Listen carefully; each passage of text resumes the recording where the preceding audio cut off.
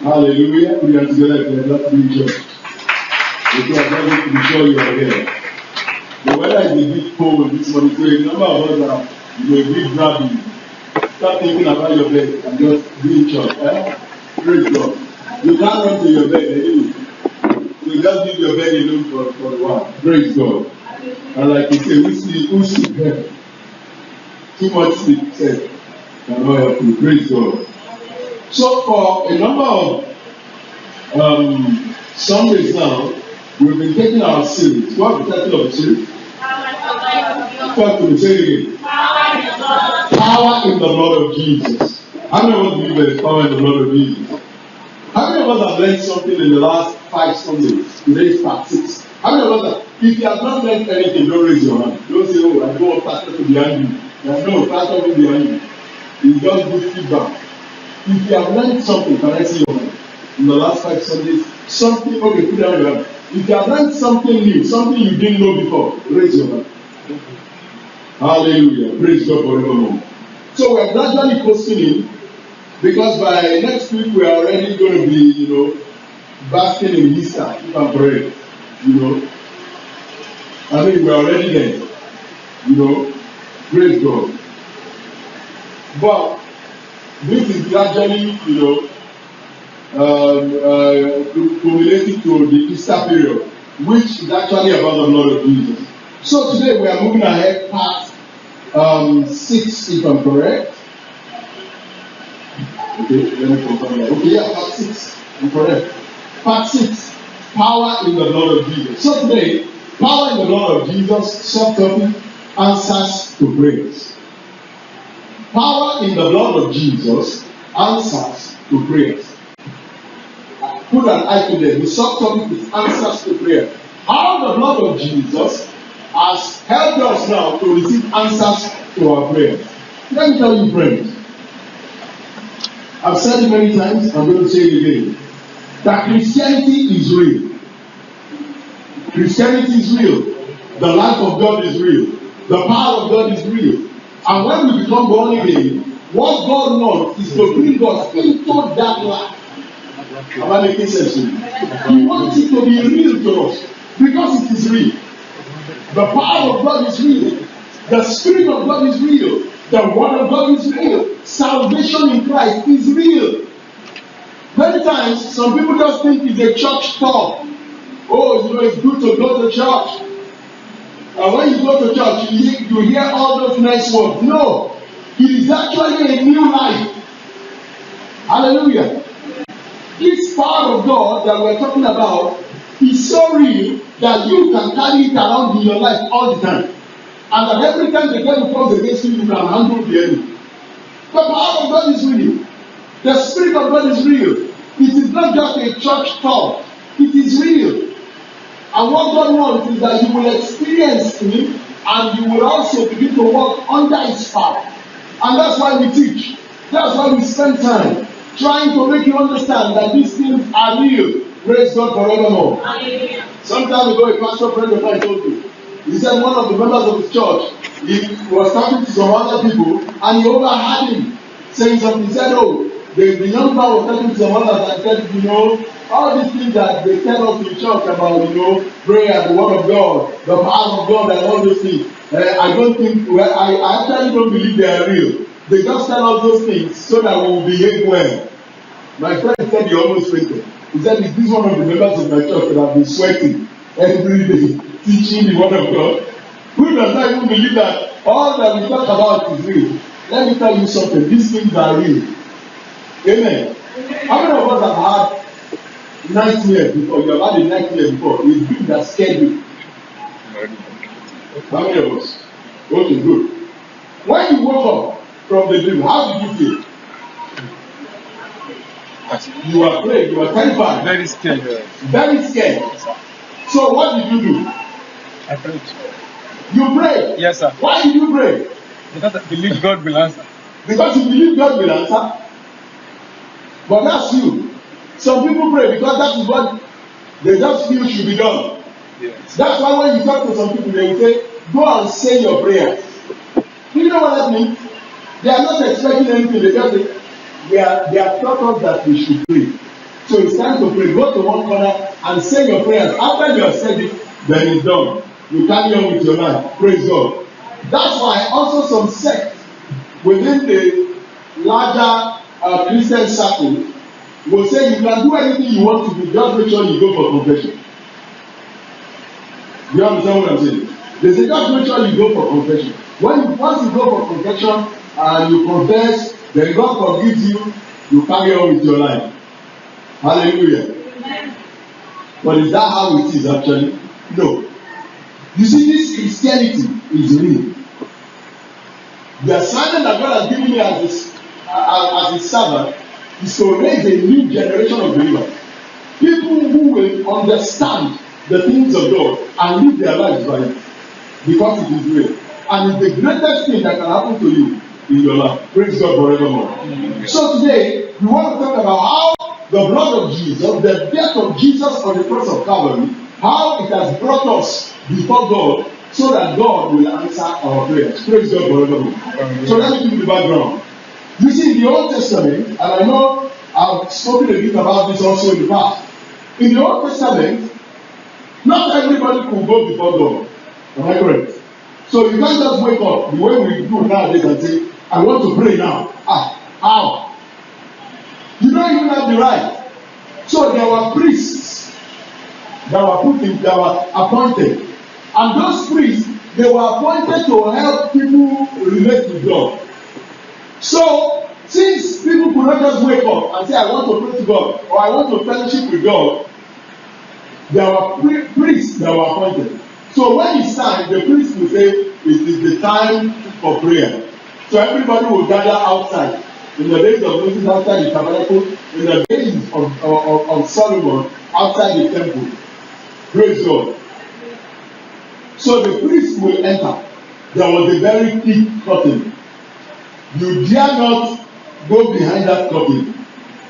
When you don't, if you just feel like whoever goes behind it will die.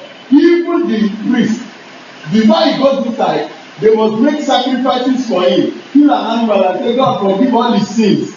Because if he enters with sin in his life, what will happen to him? He will die. That was why in those days, when a priest, even the ordained priest, the high priest, when he wants to enter into the presence of God, they will tie a chain, a rope to his leg, to one of his legs. And they will make sure the rope reaches outside. Then you see, his dress, there are small bells. You know what the bell is? How does the bell sound? Ring, ring, ring, ring, ring, ring, ring, ring, ring, ring. There are small bells tied to his clothes. You understand? So when he enters, as he's moving and worshiping God, they will be hearing those bells ringing, ring, ring, ring. They say, still alive, he has not died. That was how terrifying the presence of God. They say, still alive, he has not died. But if for any reason they not only hear the bells ringing, what will they do? They will pull the rope. Okay, are you still there? So if he pulls back, you know when somebody pulls back, you will know because he's talking at the rope. If he pulls back with his leg, you say he's still alive. Maybe God is telling you something. But if he does not pull back, what does that mean? He's dead. He has died. So what will they do with the rope?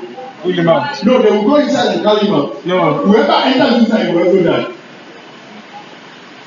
Praise God. So what they will do is they will not use that rope to drag him outside. When they drag him outside, they say, hey, yeah, he's done. So only the priest could go before the Lord. Only the priest could stand in the presence of the Lord. That was how it was. Because God is so holy, his eyes cannot be holy with it. But listen to me, friends. On that day when Jesus died, that big curtain was cut into two. Hallelujah. What does that mean? No barrier. Sorry? Access. You don't need a priest anymore to go before God. The power in the blood of Jesus.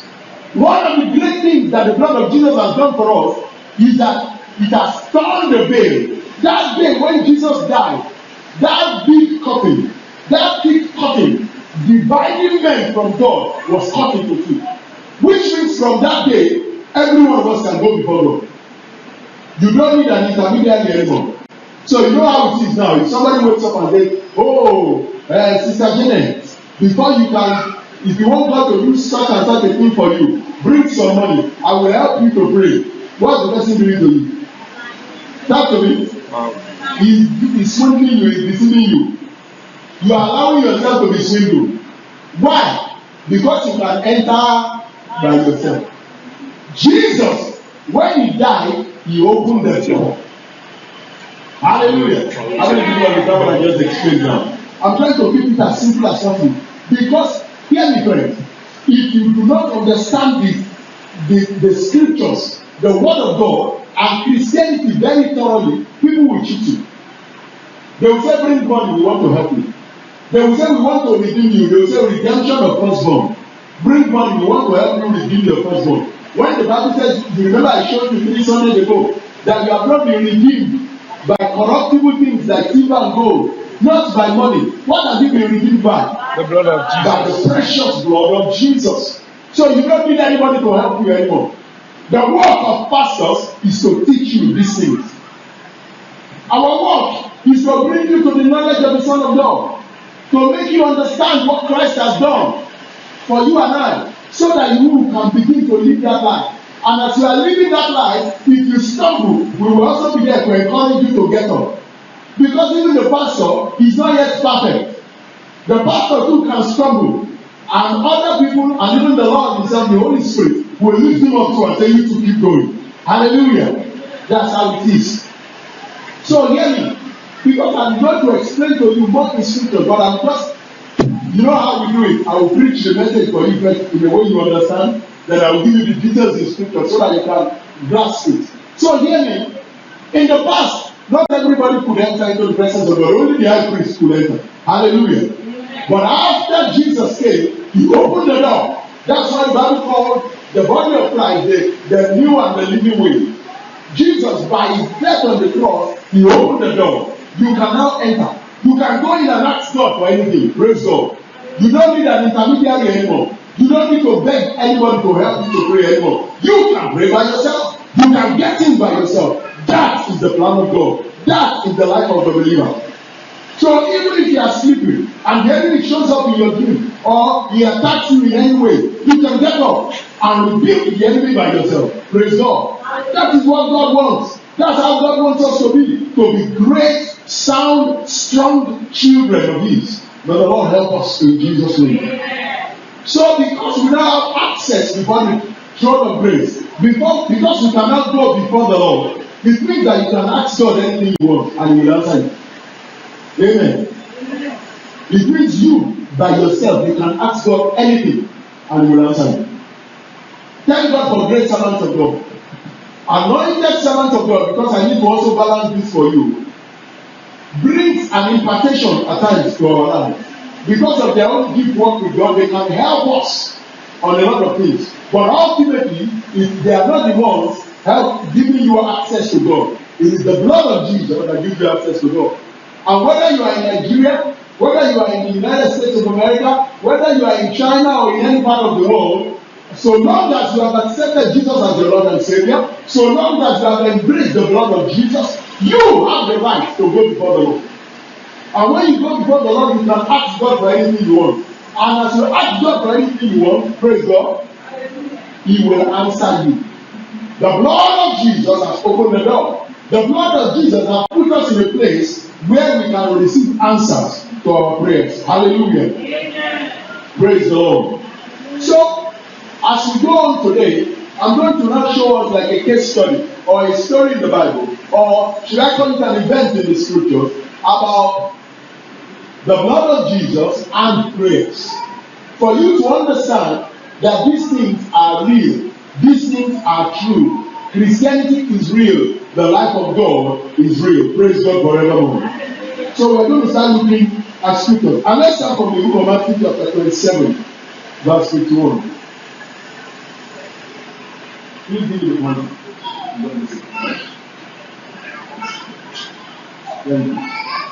Hallelujah. So we're starting from the book of Matthew, chapter 27. We're going to look at verse 51. So this was, can you go to this? Just one step back. Can you give me a simpler translation? NLT will be the preferred option. Because I want every one of us to understand. Are you still here? Talk to me, are you still here? Praise God. Now, this was when Jesus was on the cross, when he was about to die.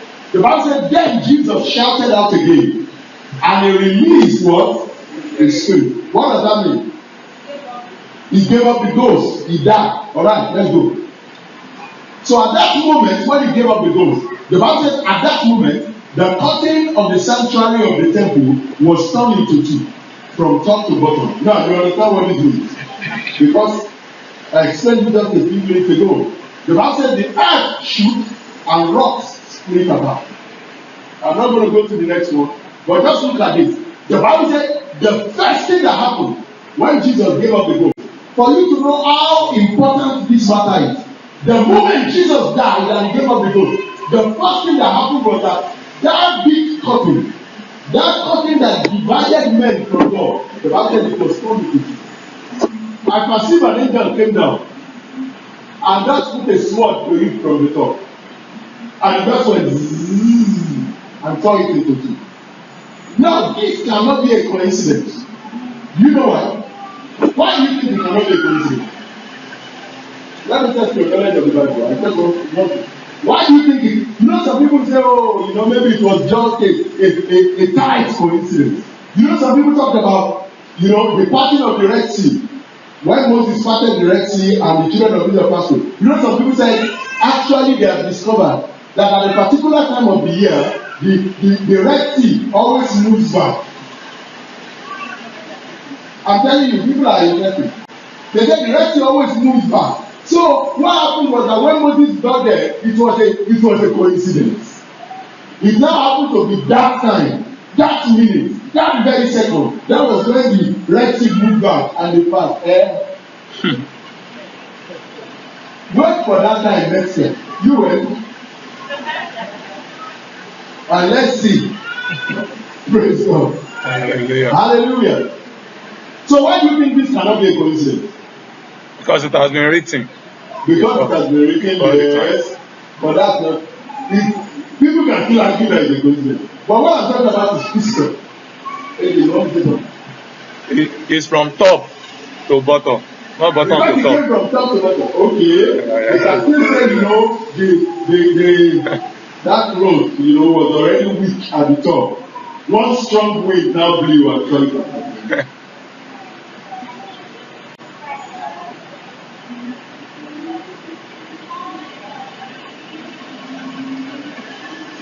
Okay, part of Jesus came and said, yes, that was what happened, but I want us to think, why do you think it could not have been a coincidence?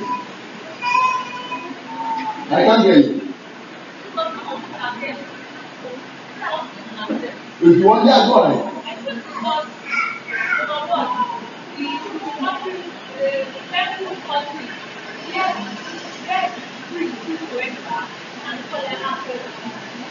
Mm-hmm. Yes. It has never happened before, yes. But why? Why do you think? Okay, sit down. Okay, let me help us. Because I want to test your knowledge of the scriptures. Okay, then let's hear anything. Of using of opening it suddenly. Just hold the stuff there. This way, let's hear you. I want everybody to continue. At least you make notes, you should help us.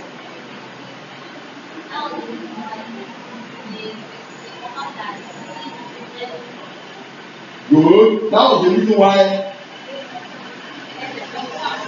Okay, that was not good. That was the reason why they confirmed that Jesus is the Son of God. Excellent, good one. But you know here, no, yeah, giving us the answer. Imagine God giving an instruction. If you go to the book of Exodus, time will tell you to do that. So I'm giving you the assignment that you like. In this church, you must do the script. Yeah? If you go to the book of Exodus 14, 15, 16, and you read it down, up to 25 and all, you know God gave Moses the instruction on how to build everything in that tabernacle. Yes. Am I making sense to you? So now, when it now got to that curtain, the Lord said, nobody must pass it. Nobody must see what is behind this curtain. What kind of curtain do you think they will put there? Very thick. Blanket. Blanket is small. Yeah. Because some priests also, they go into the inner court. You know, there is the outer court, inner court, then Holy of Holies, which is where people must not enter. Some priests will also go and clean the inner court, where you have the altar of incense, you know, this and that. They will have to clean it where you put the showbread and all that. What if they are cleaning and the place, one breeze suddenly blows and the people, they will die? I will also give you this assignment. I won't tell you everything. I want you also to study. If you go to the scriptures in Exodus, go and look at how God told them to weave. God gave them how to weave that cotton. The kind of material He told them, and how thick it must be. It's not the kind of cotton that can just tear. No, it can't just tear. You want for it to tear from top to bottom. God done it. Praise God. So it was not a mistake. It was not a coincidence. On that day, the first thing that happened the moment Jesus died was that the curtain was torn into two. Saying, I have shed my blood, you can now also enter into the presence of the Lord. Let's put hands together for Jesus. As simple as this sounds, this is one of the greatest things that happened in the Bible. In the days of Adam and Eve, they were speaking with God that God will come down. At the cool of the day, they will talk, how are you today? Hope you are not tired. Hope you are, they will talk and talk. After sin came in, God was divided from man. When Jesus came, He took it away. The wall of partition has been taken away. These are important matters of Christianity that you must know. So that the day you need something from God, you are not looking for who to pray for you, you will pray for yourself. Amen. So that the day you are troubled about anything, you are not looking around for who to help you, you can walk into the presence of God. Because the blood of Jesus has opened the door for you. Let someone say amen. Amen. Let someone say good amen. Amen. Praise the Lord forevermore. Hallelujah. So now, we are going to take another step forward. So what happened there in Matthew 27:51, everybody? What happened? The curtain did what? Torn into two. It was torn into two. Am I correct? Let's take another step forward. Let's go to Hebrews chapter 10. Verse 19 to 23. No, sorry. Hebrews chapter 4 from verse 14. Hebrews 4 from 14.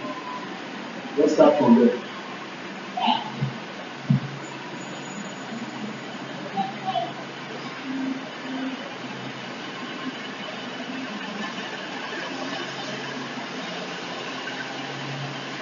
Are you here? Are you still here? Yes, sir. So, I'm taking you deeper into it. So, like I told you at the beginning, in the Old Testament, who used to enter into the Holy of Holies? Who used to go behind the curtain? The high priest. The high priest. Am I correct? But when Jesus died, what happened to that curtain? So, what did Jesus do that day? He became our high priest.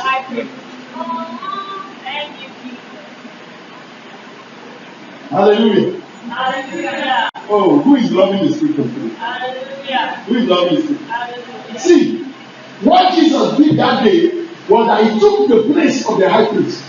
He became our high priest. But not the high priest that will be going every day, the high priest that will open the door. Hallelujah. Amen. The former high priest will go and come out and say, this is what the Lord is saying, we have prayed, and everybody go do. But Jesus became our high priest. But in another dimension, the high priest that opens the door. He says, so then, since we have a great high priest who has entered heaven, who are we talking about? Jesus, the Son of God. Let us hold firmly to what we believe. Jesus is now our high priest. He is the one that has now entered into the presence of God for us. Not only did He enter, He opened it. But how did He enter? He entered by His blood. Let's go. says, this high priest of ours understands our weaknesses, for he faced all the same testing as we do, but he did not sin. Let's go. So let us come how? Boldly. Boldly. Let someone say boldly. Boldly. I can't hear you say boldly. Boldly. He says, let us come boldly before to the throne of our gracious God. There we will receive his mercy and we will find grace to help us when we need it most. So how should we now come before God? Boldly. Talk to me, you are not sleeping. Not boldly. Boldly. Because Jesus has opened the door. Let us come boldly before the Lord. Jesus shed his blood, and as he shed his blood, he opened the door for us. And he says, do what? Come boldly before the throne of grace. Let's go. Now we go to chapter 5. To explain what really happened. Why are we taking time to explain? I can show you that this is the power of God. I pray for you to receive healing and anointing. But you will never know how it came about. Praise God. But what we are teaching, and why we teach the word of God, is for us to know how everything came about. Now look at the story. He says every high priest is a man chosen to represent other people in their dealings with God. He presents their gifts to God and offers sacrifices for their sin. Have I explained this? Yes, sir. God. And he's able to deal gently with the ignorant and wayward people because he himself is subject to the same weaknesses. The priest is just a man. Let's go to. That is why he must offer sacrifices for his own sins as well as theirs. Let's go. And no one can become a high priest simply because he wants such an honor. He must be called by God for this work. By God for this work, just as Aaron was. Let's go. Now see, that is why Christ did not honor himself by assuming he could become a high priest. No, he was chosen by God. He said to him, you are my son. Today I have become your father. Let's go. And in another passage, God said to me, you are a priest forever in the order of Melchizedek. You are a priest forever. Jesus became our high priest. So he entered before God. But not only did he enter, he opened the door for the rest of us to come in. Please go on.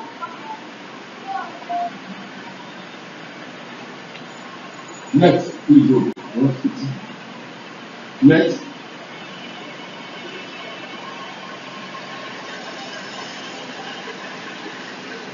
Okay, go on.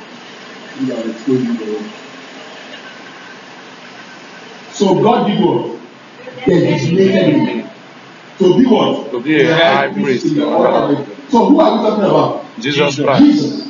So Jesus became our high priest in the order of Melchizedek. He entered into the presence of God on our behalf. And from that time, he opened the door for the rest of us to come in. Let someone say amen. Amen. Say good amen, come on. Amen. Now, go to Hebrews chapter 10, verse 19. I need to show you these scriptures because this is where our confidence lies as Christians. This is where our power, our authority lies as believers. Hebrews chapter 10, verse 19.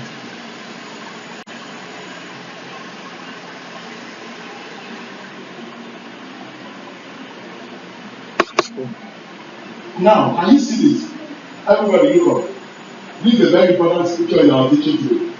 Everybody want to read. Read this one. And so, brothers and sisters, you can boldly enter every small building because of the blood of Jesus. Hey, This is the song. is this still talking about Jesus? Yes, sir. Look at it closely.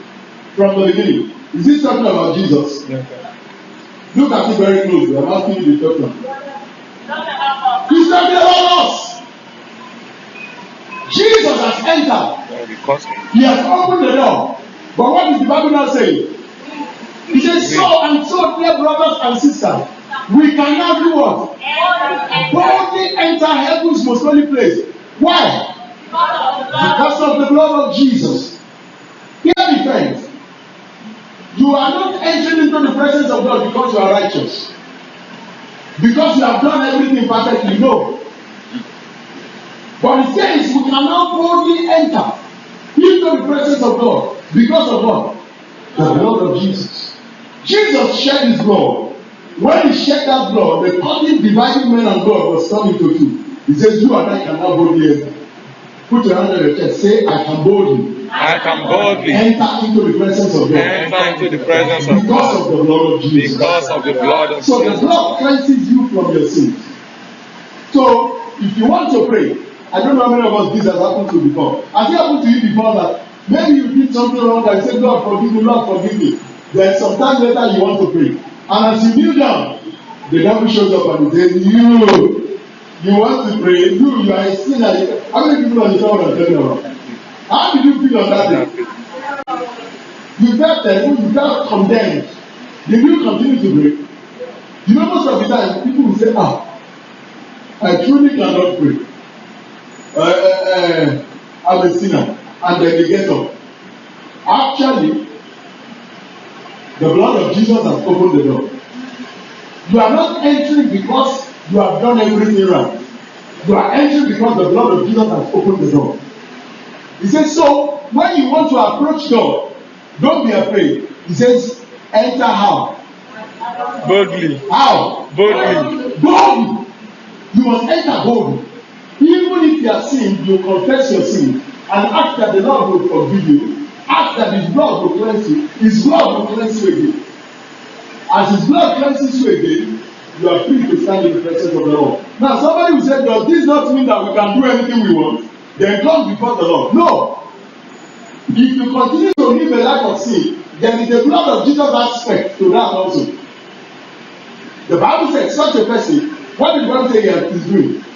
He's trampling on the blood of Jesus. Where is that scripture? It's also in the book of Hebrews. Let me show it to you. Because we must continue to balance. I will come back to this Hebrews 10:19. I need to jump to that one. Let me open the scripture. So the fact that the blood of Jesus has cleansed us does not mean that we should continue to sin. Amen. Because I've had some people speak in the past. They say, well, you know, Hebrews chapter 10 verse 26. We are going to read 26 to 30. Chapter 10 is the same 10. Just jump to verse 26. I want to show you something. Then we'll come back to verse 22. So the blood of Jesus has opened the door. The Bible says we should come boldly before the throne of grace because of the blood of Jesus. Because the blood of Jesus has opened the door. But then, the human mind that is depraved will say, since the blood of Jesus has opened the door, and I can always confess, amen, anytime I sin, then I can live anyhow I like. We accept that we are all sinners. I can live anyhow I like. Then when I want to enter the presence of the Lord, I will say, blood of Jesus, cleanse me and I will enter. No, that's not how the children of God live. Look at Hebrews chapter 10 verse 26. He says, dear friend. That's what I'm saying. Amen. Dear friends, if we deliberately continue sinning after we have received knowledge of the truth, there is no longer any sacrifice that will cover this sin. Is that not scary? Go on, sir. There is only the terrible expectation of God's judgment and the raging fire that will consume his enemies. Some people have said, once saved, you are saved forever. It's a lie. Is that not what this one is telling us that is not true now? That after we have received knowledge of the truth, does that not mean when you are saved? It means that if you deliberately now continue sinning, he says there is no sacrifice again. There is only a terrible expectation of the raging fire. May you not enter the raging fire of God. In the name of Jesus. Go to the next verse. Now look at this. For anyone who refused to obey the law of Moses was put to death without mercy on the testimony of 2 or 3 witnesses. 29. Just think how much worse the punishment will be for those who have trampled on the Son of God and have treated the blood of the covenant. I talked to you about the blood of the covenant today. Did I teach you about the blood of the covenant? What is the blood of the covenant? It's the blood of Jesus. I explained it to you. Have you forgotten? So he says, just think of how much worse the punishment will be for those who have trampled on the Son of God and have treated the blood of the covenant, which made us holy, as it were a common and an unholy thing, and have insulted and disdained the Holy Spirit, who brings God mercy to us. So if as a child of God, we continue to sin deliberately, what are we doing? We are trampling on the blood of Jesus. We are treating the blood of Jesus with contempt. That's why when you see some people who say they are born again, but live terrible lives of sin and unrighteousness, what are they doing to the blood of Jesus? They are trampling it underfoot. If you read the NIV and KJV, that's what the Bible says. The Bible says, if we deliberately continue to sin, we are trampling the blood of Jesus underfoot as an uncommon thing, as a useless thing, as a despicable thing. The Bible says such a set of people will be punished. May you not be punished. Amen. In the name of Jesus. So go back now to verse 19 again. Then we'll proceed from there again. Hallelujah. This teaching is important. I have to explain everything to you line upon line, precept upon precept. Praise God forevermore. Okay, so look at it. He said, and so dear brothers and sisters, we can now boldly enter heaven's most holy place, not because of our righteousness, not because we are good enough, not because we have done all the right things, but because of what? The blood of Jesus. Now go on to verse 20. Now see, this is what I've been explaining since. He says, by his death, Jesus did what? He opened a new and life-giving way. Through what? Through the curtain. Through what? Through the curtain. The curtain into the most holy place. Do you understand this? That's what I explained. Jesus opened a new and life-giving way through the curtain. That curtain that was there, that was cut into two. The moment Jesus opened it, the new and the living way was open. Let someone say amen. I thought you'd be excited about that. Hallelujah. The new and the living way was open. You can now enter into the presence of God. You can present your case before God. If you have anything to say or anything to ask him, praise God forevermore. Go on, sir. 21. Then, and since we have a great high priest who rules over God's house, let's go. Can you see this? And this guy is going to stop me. Amen. He says, let us go right what? Now that we have a great high priest, Jesus who has gone ahead of us, he says, let us go right into the presence of God. How? With sincere hearts, fully trusting him. For our guilty consciences have been sprinkled with Christ's blood. Can you see the power in the blood of Jesus? The Bible says our guilty consciences. You remember that day when you wanted to pray because you have sinned. The devil said, you are a sinner. And you said, yes, I'm a sinner. I can't pray again. The Bible says your guilty conscience has now been sprinkled with Christ's blood to make you clean. Say, I'm now clean. By the blood of Jesus. He says, and our bodies have been washed with what? Water. You see where they got the water?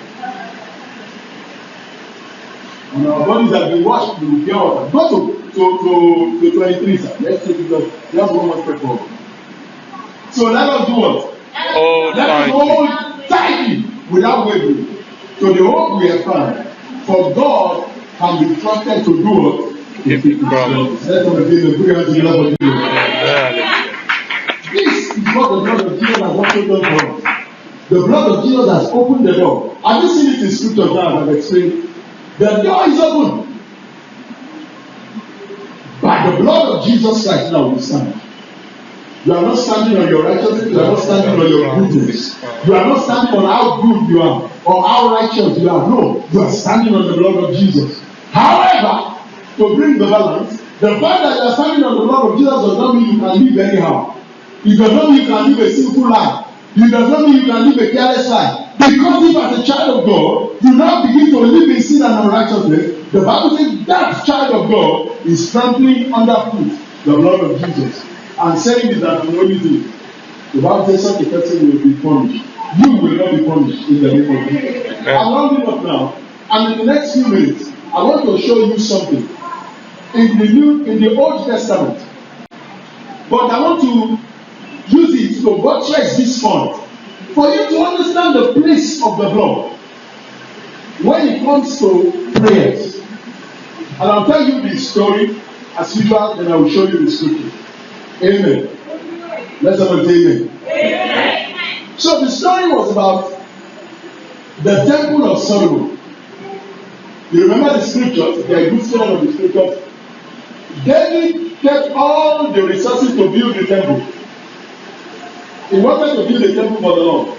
But the Lord said, you are a man of blood. Hallelujah. Can you see? He said, you are a man of blood. Lord of blood, hallelujah. He said, you are a man of blood, the blood of men, not the blood of Christ, not the blood of the Lamb. You have shed the blood of men. He said, you cannot build a temple for me. As much as David loved God, and God loved him, he said, but I have principle. You are a man of blood.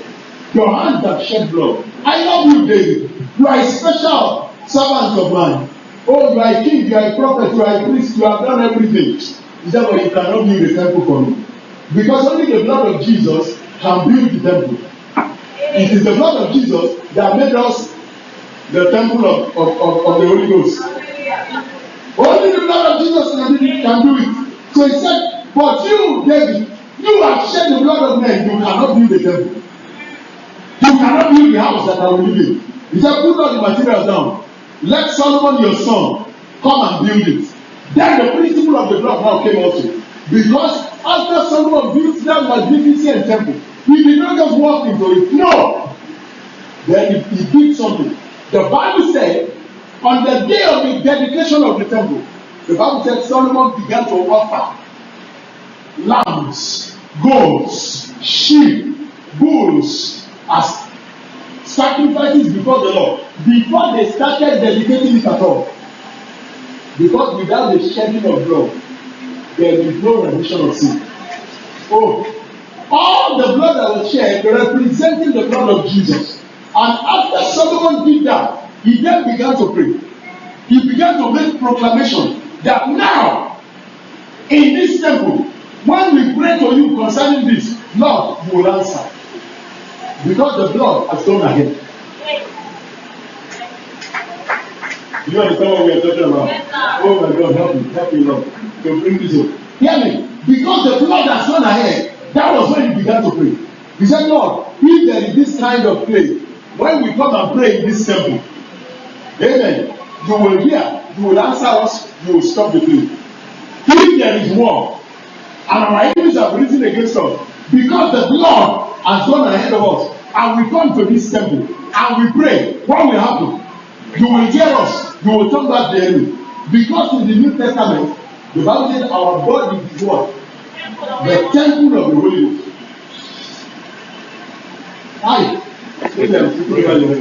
But you will understand it as you go. Let me show you scriptures, and that's why I'm going to round up today. Because it's a teaching, and you will need to understand a lot of scriptures. For you to understand the power in the blood of Jesus, and how the blood of Jesus grants us access before the throne of grace, and how it brings us, answers to our prayers. How it entitles us, that's the word. It entitles us to receive answers to our prayers. 2 Chronicles chapter 5, and we'll go to verse 6. That's where we're starting from. The dedication of the temple. Solomon did not just walk into the temple and say, Lord, we have built a temple for you. Now begin to come in here and begin to live in this temple. No. But what did he do? On the day of the temple of the dedication, look at what he did. 2 Chronicles chapter 5 verse 6. Everybody want to read. There before the ark. Stop. 1, 2, read. There before the ark, King Solomon and the entire community of Israel sacrificed so many sheep, goats, and cattle. So they were ready to dedicate the temple. The Bible said right before the ark, because they put the ark of covenant on one side. The Bible said they began to sacrifice so many sheep. As they were sacrificing the sheep, what was flowing out? Talk to me. What was flowing out? Blood. Representing the blood of the Lamb that will be shed later. He said, look, we are shedding, we are pouring the blood ahead. The Bible said, sacrifice so many sheep, goats, and cattle that no one could keep count. Let's go. Go to 17.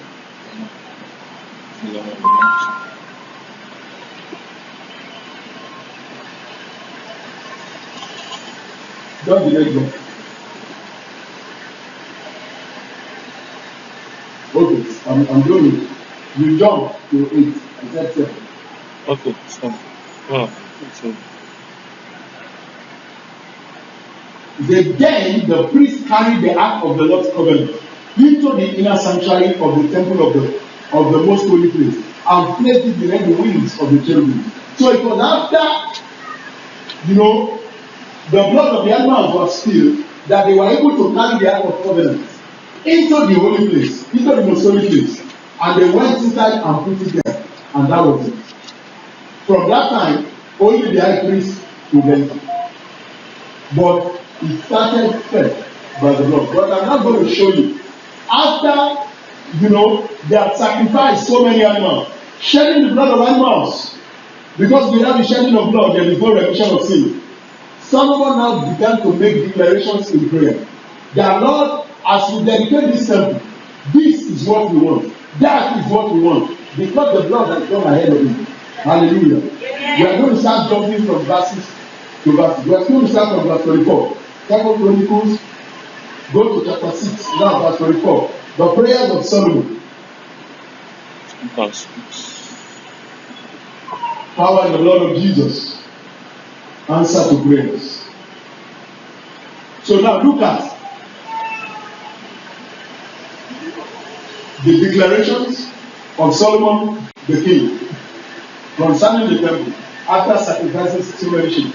He said, Lord, if your people Israel are defeated by their enemies because they have sinned against you, and if they come back and acknowledge your name and pray to you here in this temple, go to the next one. If they pray to you in this temple, then do what? Hear from heaven and forgive the sins of your people Israel and return them to this land you gave them and to their ancestors. Praise the Lord. He said, if we sin against you and the enemies come against us and they overcome us, once we pray, the blood has gone ahead. Lord, you must answer us. Go to the next verse. Look at this. That one was for the enemy. He said, if the skies are shut up and there is no rain, because your people have sinned against you, and if they pray towards this temple and acknowledge your name and turn from their sins, because you have punished them, what should happen again if there is no rain? He said, then hear from heaven and forgive the sins of your servants, your people Israel. Teach them to follow the right path and send rain on the land. Because the blood has gone ahead. Hallelujah. Amen. Go to verse 28. Next verse. He said, if there is a famine in the land, or a plague, what are we going through now in the world? Or a plague, or crop disease, or attacks of locusts or caterpillars, and if your people's enemies are in the land, besieging their towns, whatever disaster or disease there is, you see that the blood is the answer. You remember I told you last week, the blood is the answer. He says, and if your people Israel pray about their troubles or sorrow, raising their hands towards this temple, what will you do, Lord? Let's go. Then hear from heaven where you live and forgive. Give your people what their actions deserve, for you alone know each human heart. You will have mercy when we sin. Go to verse 24.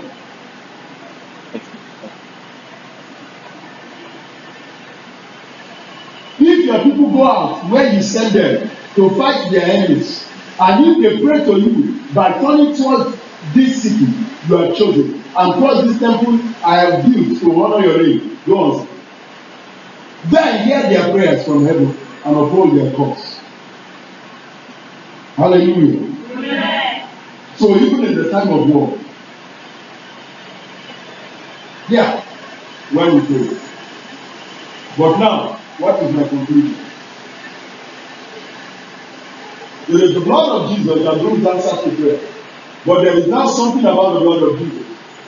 When it comes to the presence of the Lord and answers to prayer, when the blood of Jesus goes ahead, God comes to make it abode with you. Now, how did Solomon conclude this prayer? And that's where I'm going. Go to verse 41. And that's our last verse 41. 81. Go to verse 41. Because the Lord has gone ahead. He said now. Let somebody say now. Now. You didn't say very well. Say now. Now. He says, and now arise, O Lord God, and enter your resting place. Along with the ark, the symbol of your power. May your priest, O Lord God, be clothed with salvation. May your loyal servants rejoice in your goodness. Hear me, friends. I love the energy. He says, arise. Come to your resting place. You and the ark of your life. When the blood of Jesus goes ahead of you, the Lord makes your life his resting place. Then comes him and the ark of his mouth. Praise God forever. Hallelujah. The Lord has opened the door. Tell your neighbor, the Lord has opened the door. Lord has opened the door. You can enter boldly before the throne of grace. Nothing can stop you anymore. The Bible says we should come boldly. The Bible says we should come confidently before the throne of grace, where we can obtain mercy and find grace to help in the name of God. Not because of your righteousness, but because of the blood of Jesus. Rise up to your feet and begin to thank the Lord this morning. Say, Lord, we come boldly before the throne of grace because of what the Lord has done for us. This is the morning of teaching about the blood of Jesus. May us sing the say, Lord, I come boldly before the throne of grace because of the blood of Jesus. Oh, really,